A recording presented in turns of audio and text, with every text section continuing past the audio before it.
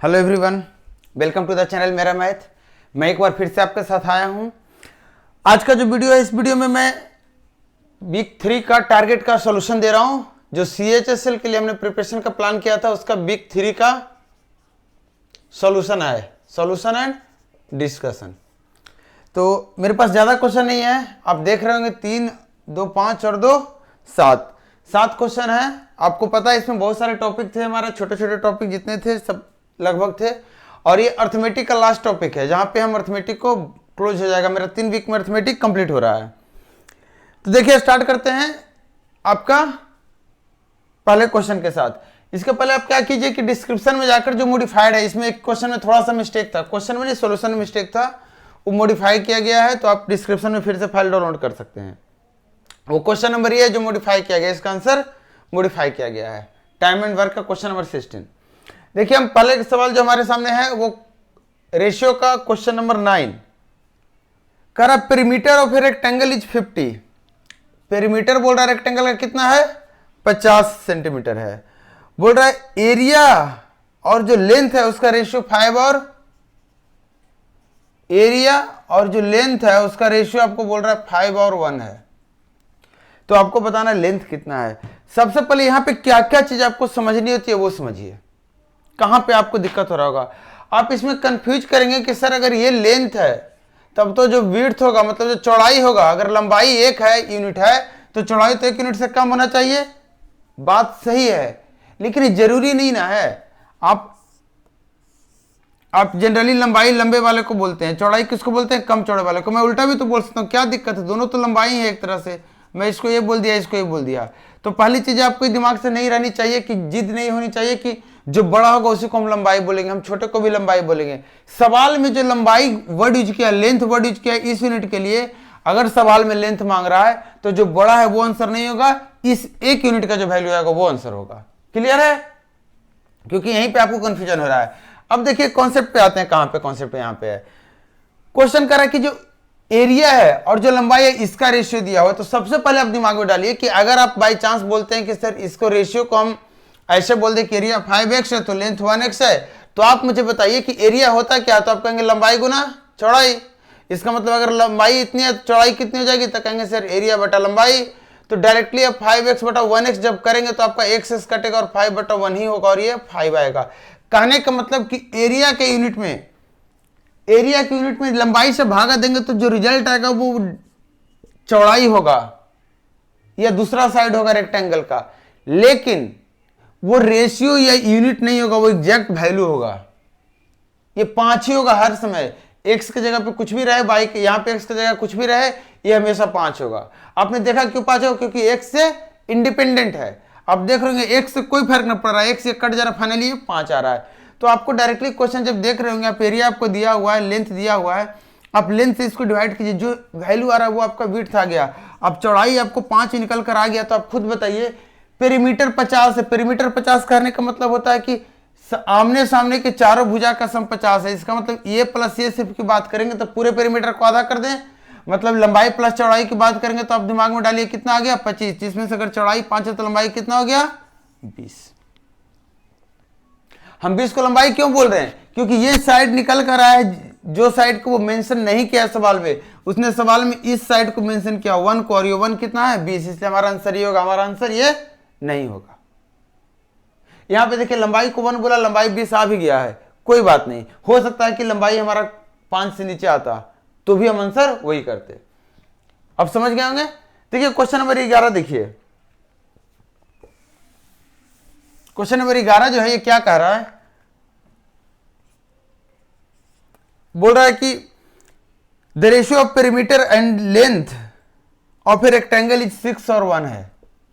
देखिएगा, कर ratio of length and ratio of perimeter and length. यहां पे इसको क्या बोला है, लेंथ बोला है, और यहां पे इसको क्या बोला है, पेरीमीटर बोला है। मतलब जो दूसरी भुजा होगी उसको हम चौड़ाई बोलेंगे, या पहली भुजा इसको बोल रहे हैं, दूसरी भुजा किसी और को बोलेंगे।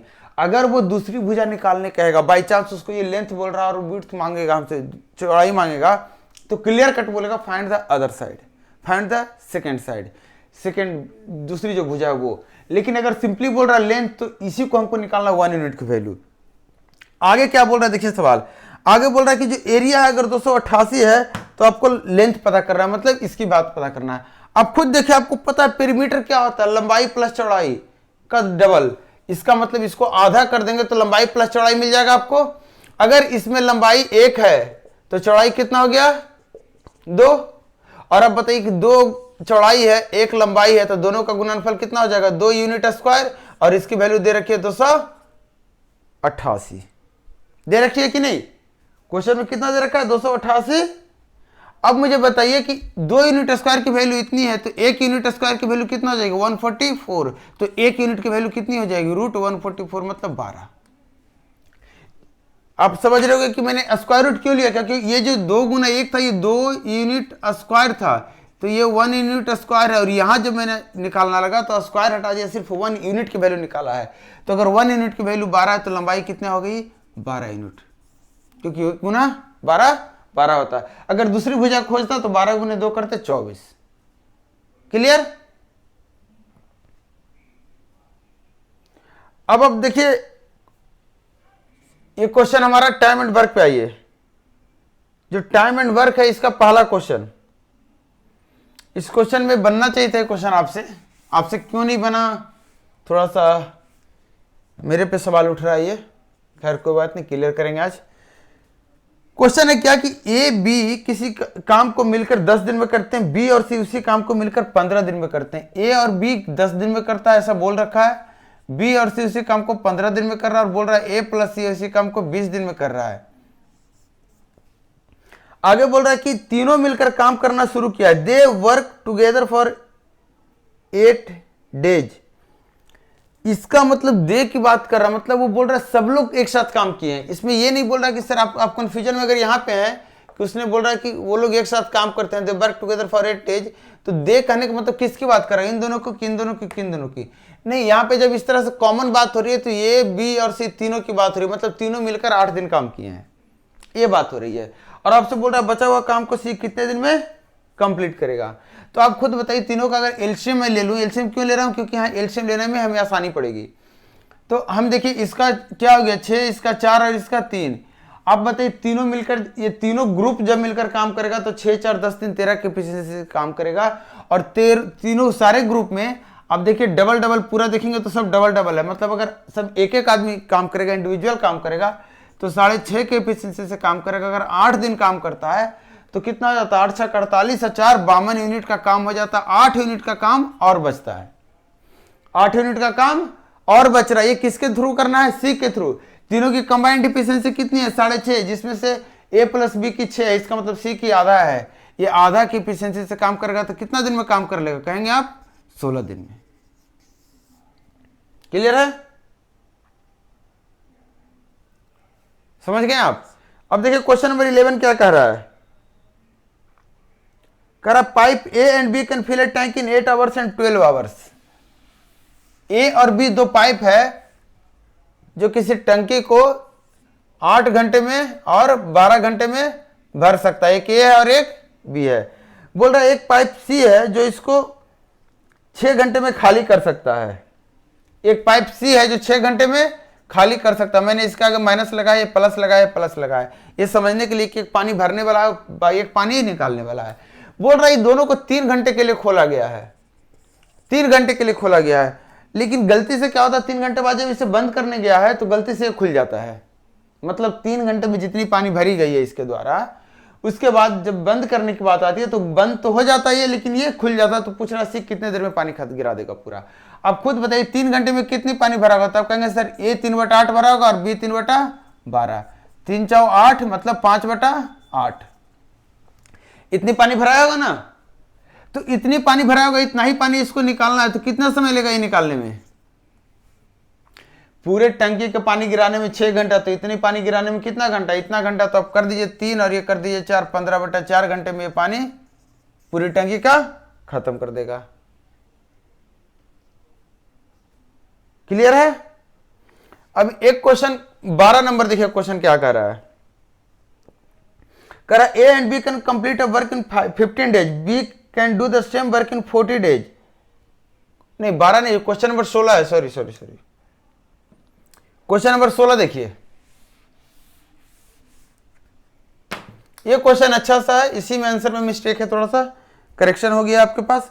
बोल रहा A is thrice as efficient as B. बोल रहा ए जो है बी की तुलना में 3 गुना इफिशियंसी है, एक मैंने इफिशियंट है मतलब 3 गुना क्षमता ज्यादा उसका। मतलब अगर बी की क्षमता 1 है तो ए की क्षमता आप क्या बोलेंगे 3 है। बोल रहा है कि बी किसी काम को 24 दिन में कर रहा है तो दोनों मिलकर कितने दिन में करेगा। आप मुझे बताइए कि बी किसी काम को कितने दिन में कर रहा है, 24 दिन में कर रहा है। एक की क्षमता से काम की गई है तो कितने दिन काम चली है, 24 दिन। आपको बोल रहा है दोनों मिलकर करेगा, मतलब कितनी की क्षमता से काम होनी चाहिए, 4 की क्षमता से। अब आप बताइए एक की क्षमता से 24 दिन चल रहा था, 4 की क्षमता से कितने दिन काम चलेगा, मात्र 6 दिन काम चलेगा। क्लियर है। अब आते हैं टाइम स्पीड डिस्टेंस के 2 क्वेश्चन हमारे पास है, क्वेश्चन नंबर 2 और क्वेश्चन नंबर 7। क्वेश्चन नंबर 2 देखिए क्या है। बोल रहा है 360 मीटर एक लंबा ट्रेन है जो एक प्लेटफॉर्म को 55 सेकेंड में और एक प्लेटफॉर्म पे खड़ा आदमी को 24 सेकेंड में पार करता है, तो ट्रेन प्लेटफॉर्म की लंबाई क्या है। देखिए ट्रेन की लंबाई आपको बोल रखा है 360 मीटर है। एक प्लेटफॉर्म को जब पार कर रहा है तो 55 सेकेंड लग रहा है, और एक आदमी को जो प्लेटफॉर्म पे खड़ा है उसको पार कर रहा है तो 24 सेकेंड लग रहा है। अब खुद देखिए जब आदमी को पार कर रहा होगा, प्लेटफॉर्म पे खड़ा हुआ आदमी चाहे कहीं भी खड़ा हो, जब आदमी को पार कर रहा होगा तो 24 सेकेंड में ये अपनी ही लंबाई चल रहा होगा। क्योंकि आपको पता होगा कि जब किसी आदमी को, किसी पोल को, किसी पिलर को, किसी खंभे को जब ट्रेन पार करती है तो वो अपनी लंबाई के बराबर दूरी चलती है। मतलब ये जो 24 सेकेंड का समय है इसमें ट्रेन कितनी दूरी चल रही है, इतनी दूरी चल रही है। मतलब 1 सेकेंड में अगर ट्रेन चलेगी तो कितनी दूरी चलेगी, तो आप बोल देंगे कितना, 12 से काट दीजिए इधर, 15 मीटर चलेगी।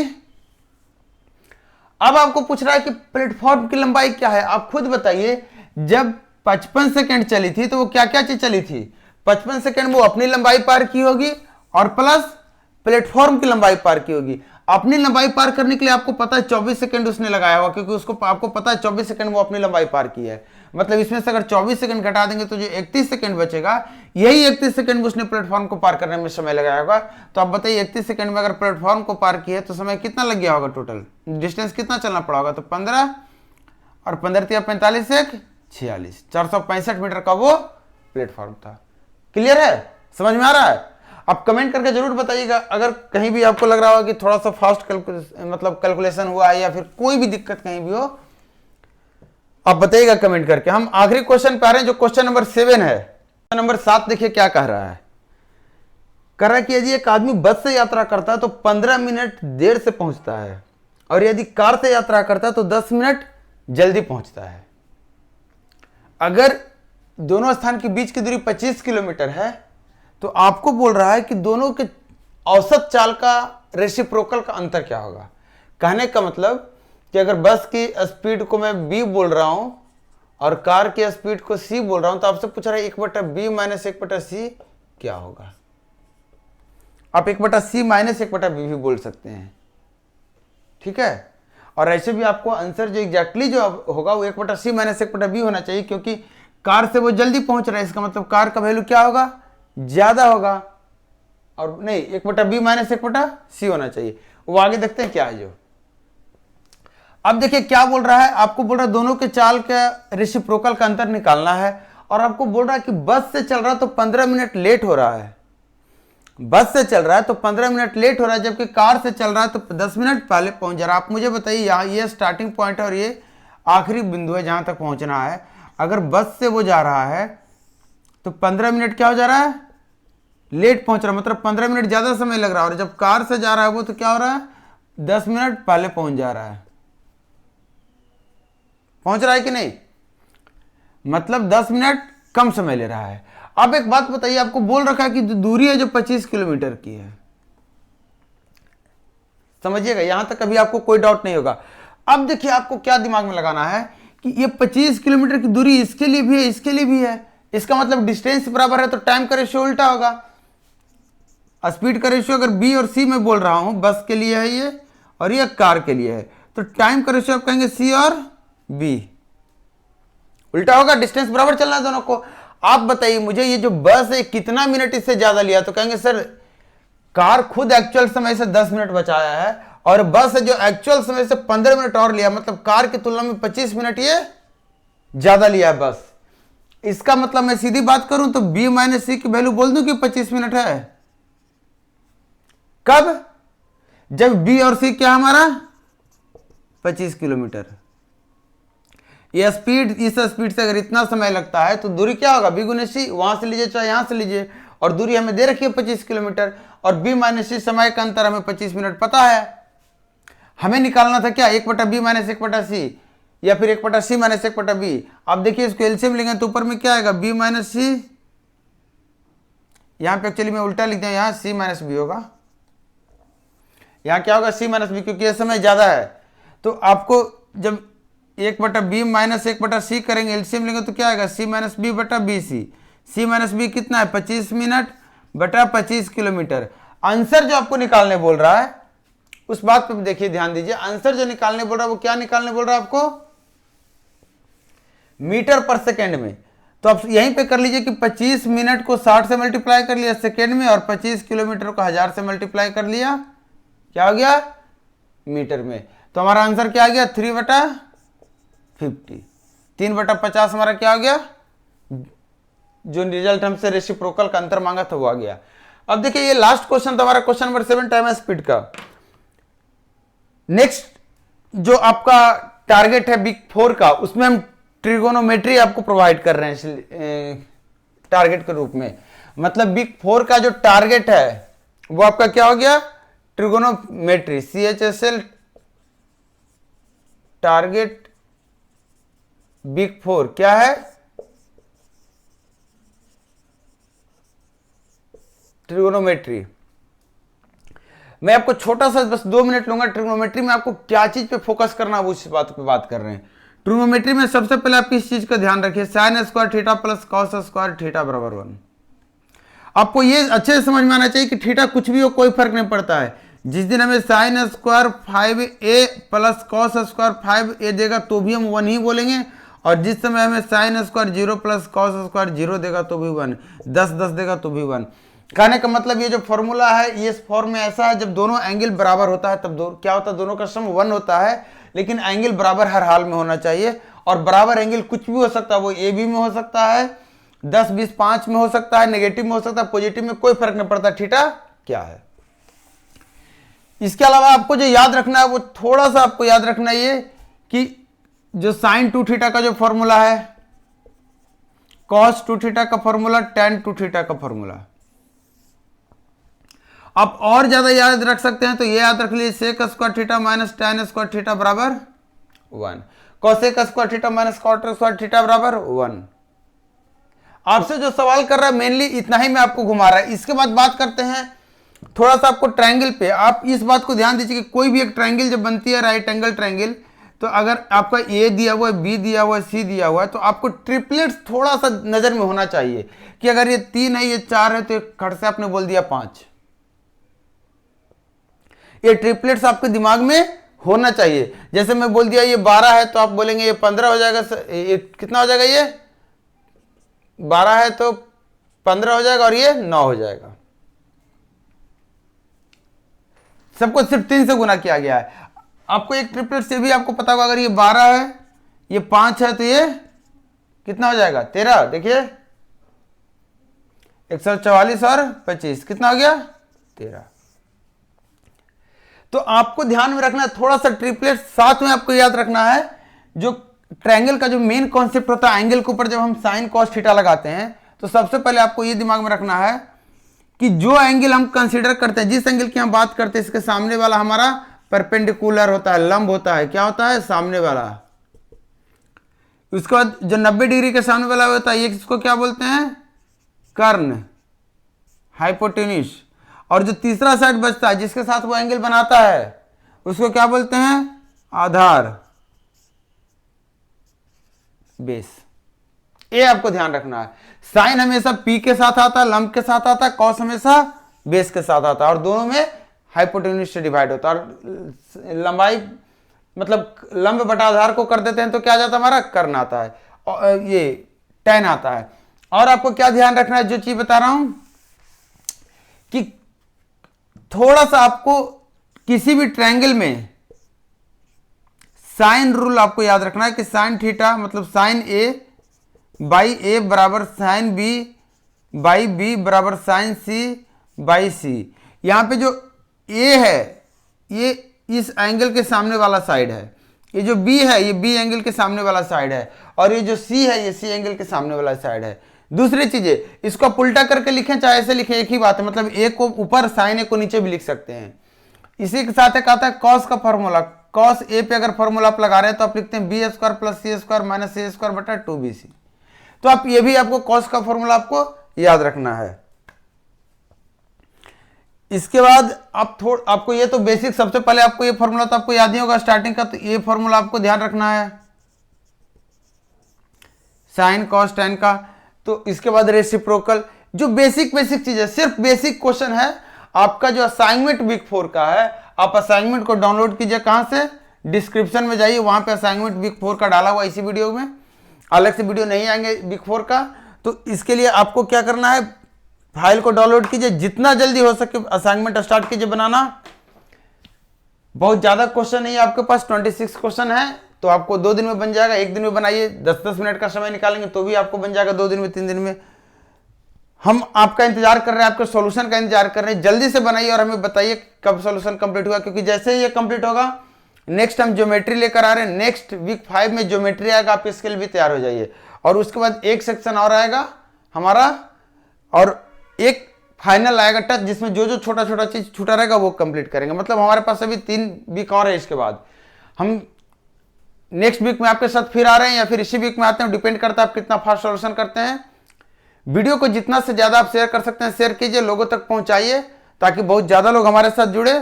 और हम मिलते हैं नेक्स्ट वीडियो में, तब तक आप एंजॉय कीजिए, पढ़ाई कीजिए और ध्यान दीजिए अपना। Thank you.